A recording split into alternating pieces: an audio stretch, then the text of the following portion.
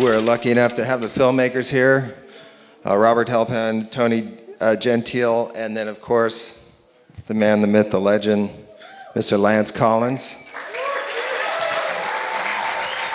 So sit right here.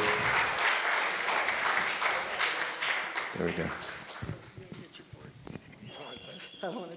Hey, thanks everybody for coming out. It means a lot. We really, really appreciate it. Hey, all right. Yeah, thanks everybody for coming out. Oceanside International Film Festival, our 15 years, and thank you so much for being here today. We weren't sure if you're going to be able to make it, Tony, but you did, so that's awesome. We're Thank you. here. Yeah, it's done. Love it. So first off, I mean, not to ask the first question, not of the star, but man, what an incredible film. You know, we see a lot of documentaries, and documentaries can be, you know, they can be documentaries, if you know what I'm saying. It's hard, you know, there's a lot of, you go through the history, let's start from the beginning, let's go to here and get to the end, right? But man, the way you guys wove this together, starting with great-grandfather, and then all the way through the son, and then the interviews, the photos, and making movement there, the participation in which you were able to draw, and then just some of the moments hanging out in the shop. It's really an incredibly well done film. I just have to say. Thank you so much for that. Thank you. I It really means a appreciate lot. it. We spent a lot of time on this thing, huh? We did. It was about 5 years in the making. Admit that like COVID happened during that, so we weren't sure. There was like a year down in between all that, but yeah, we had a lot of time, and I think from just on that perspective, it was really practical for us to do this movie. Lance owned all the photos that you saw in there, all the magazines. He had them. Rob actually had a lot of magazines too. So just to, like, when you thought about the story from like the beginning, we were like, oh, we could actually make this happen, like for real. So that was kind of the first kind of jump off point. Yeah. How did that start? What was the seed that? Yeah, that inspired Tony and I this? did a short film together. I've got this sickness. It's called collecting vintage boards sickness. I don't know if you've heard of it. But so I collect these vintage boards of, you guessed it, from the 80s, and a lot of those boards in the movie This was were, the short that was in a few years ago. yeah, Collectors Volume 1. So we did the short together. Alumni to the film festival here. Yeah, absolutely. And we needed to have an intro, and so we're like, of somebody actually mowing foam, because it's almost all done by computers now. So I'm like, well, Lance will do it for us. So of course we got Lance to shoot it for us, and the movie went on to do really well, and like you said, being in here in this film festival, and we're like, well, what's the next thing we got to do? We both knew it. It's to document Lance and to save this beautiful slice of surf history and culture. And that's really what we want to be doing, is just to be preserving stories like Lance, these amazing innovators that just paved the way for where we're at now, and did so much stuff to just progress the sport. I mean, the pictures you see in the mags are the reason why I at 12 years old, went down. I'm like, Mom, like, for my birthday, she's like, what do you want? A wave tool surfboard. And I wouldn't accept anything less. and so I've known the guy since 12, and because I saw these pictures in the mags of these guys doing these insane turns, and it's so colorful, and so, it was just this vibrant, amazing like thing that had to be Yeah, and to captured. follow up with that with Rob, I mean, we were like, Lance, we need you to, you know, mow down a board for us and, you know, show him some cool stuff around the shop. But we sat him down for about 30 minutes to do an interview too. And he told us all these crazy stories that you just saw here up there. Oh, I was the first one to do checkers. My granddad found it Balboa Island. My son was one of the best to do it. And we were like, what are you talking about? And then we went to go back to research the material, and we were like, this guy's for real. This all happened here. And he was, you know, the epicenter of it all. So that was like, you know, a big catalyst for us. Right, just being kind from the short.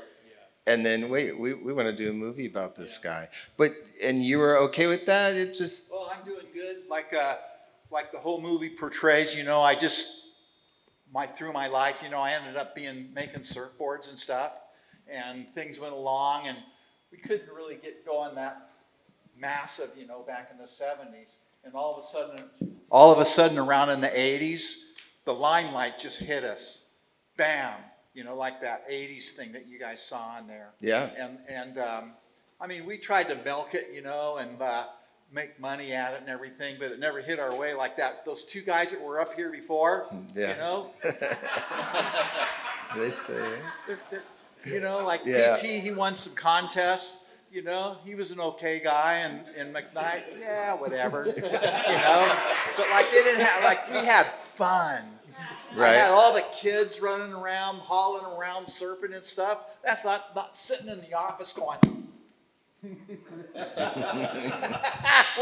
on that, we had a good time. We surfed our brains out. We're going to go tonight, eat McDonald's. We're going to go get some hamburgers and stuff. Me and my friend on the way home. We having a good time, you know. And these guys just happened to come along, like Rob there. He like riding wave tool surfboards, but he made movies and stuff. You know, that's his job. And so he goes, hey, I want to make a wave tools thing. And I'm just going, yeah, I'm not into that very much. So he talked me into it. And so he was always over there filming us and everything. And I'm just That's going. not the way I remember it. Yeah, he enjoyed it. He's a ham for the camera. He liked let's us do it. hanging out. That'd be great, Come bro. hang out at the shop. wait. He Sure. liked it. He liked it. It's fun doing it. He even likes the surfboards I make him. How's that one? He surfs. Right. I seen that guy ride in some movies. I've never seen that guy rips. He surfs so good. I can't Now he's believe just buttering it. I don't me know up. why he's not a pro. He's know? going for a part 2 of the movie, right? Right. Totally.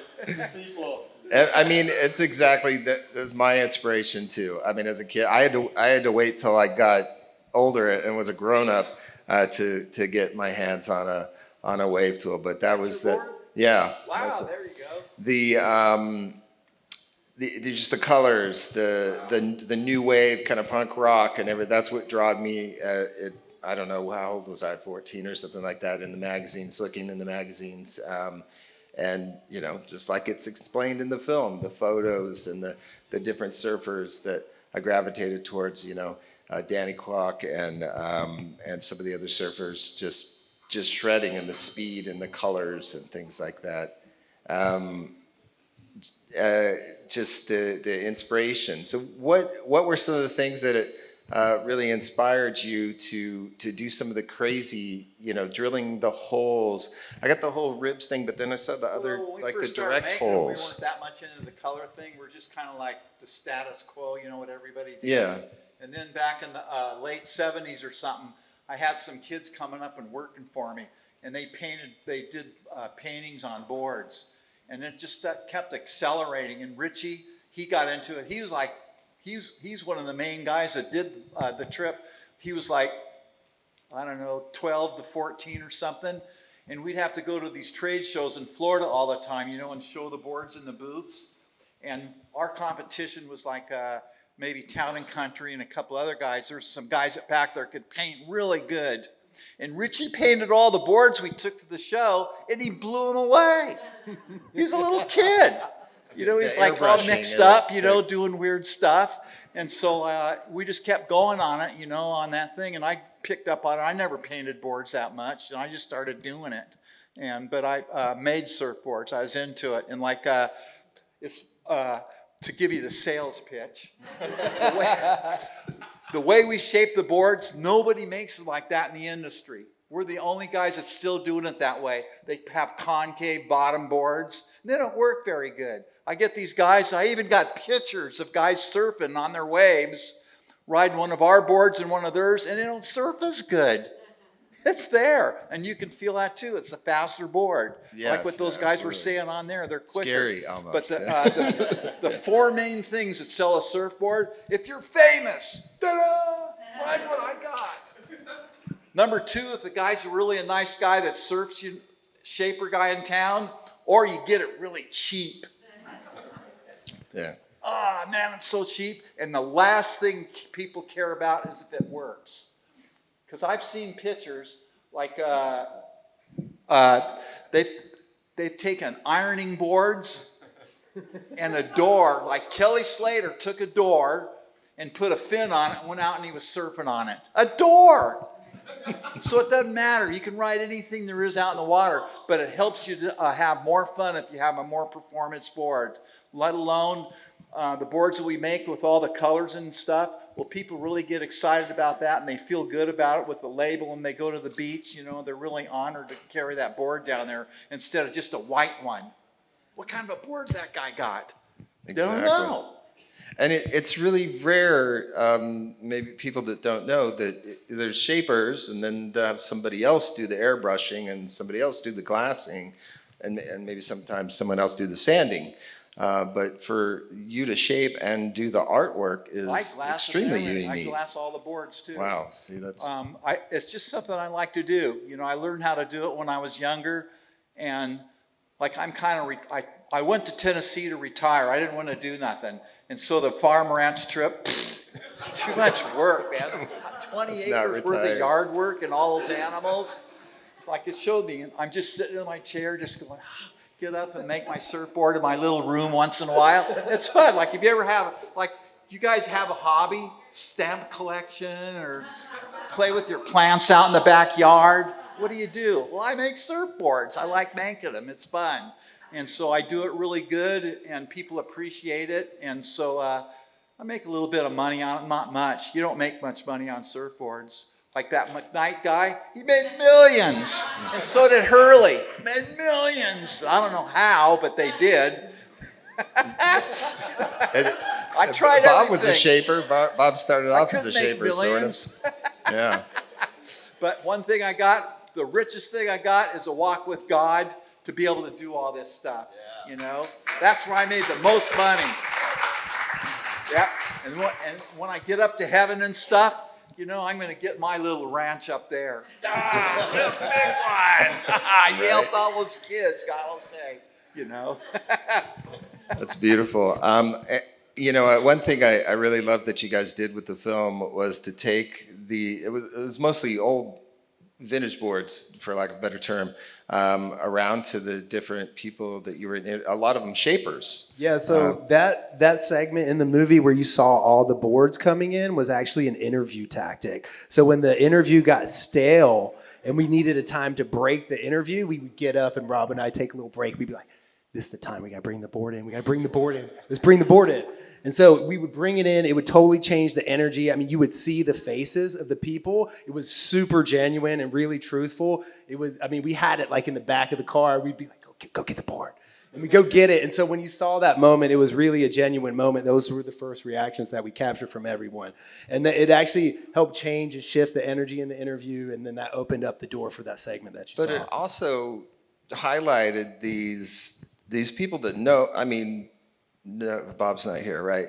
I don't know that Bob was that great of a shaper, or neither was Sean Stussy or something, but, and he would probably be the first to tell you that, but they know what they're talking about. They definitely know what they're talking about, these people. And so all these people saying what they were saying about your boards, Lance, is a really important part of the movie, I think. Yeah. Actually, Bob's an amazing shaper. Yeah. Really, really amazing Really? shaper. Yeah. And in fact, PT, we've got an interview with Pete. Oh, it's in the movie where we talked to Lance. And PT's like gives it up to Lance and Bob and says that he shaped this board. Bob shaped it out of Lance's shop. So it's all intertwined. It's And crazy. they just know what they're talking about, and to Yes. give that kudos to every little nuance of the rail and the bottoms was just a wonderful thing. And I hope people realize that. Your innovation and still to this day, yeah. I'm right next to the biggest glass shop in the whole country. And they make 50 plus different people's boards. And I go over there and I look at them, they're all the same. The only difference is the label. That's it. Right. And my friend cuts them out with his machine. You just push a button and they're all coming out the That's same. what it says right on the board, handcrafted. Those aren't, I yeah. hand shape them. I use the machine once in a while. Let's get some questions from the audience. Raise your hand if you're going. There we go. Hey, Lance, how old are you? Me?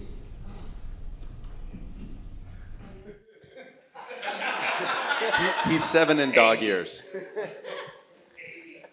Yeah, I made surfboards a long time. That's why I look so old. In the picture, I look nice and young. I can't surf no more.